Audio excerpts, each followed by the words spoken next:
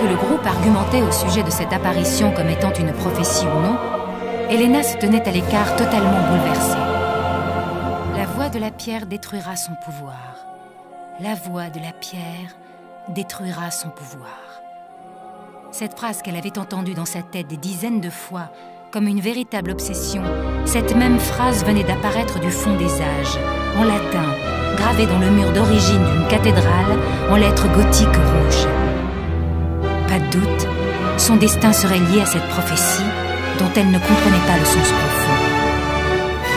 Sauf que son instinct lui disait qu'elle serait en rapport avec ses parents, avec le monde des brouillards, avec la forteresse noire et ses mercenaires.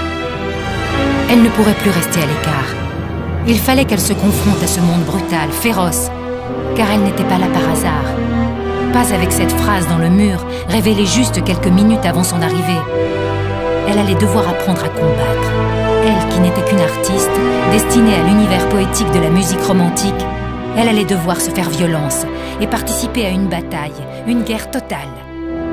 La libération de ses parents, la survie du clan des orchestres et la survie de ses amis, tout cela allait dépendre d'elle bien plus qu'elle ne pouvait l'imaginer.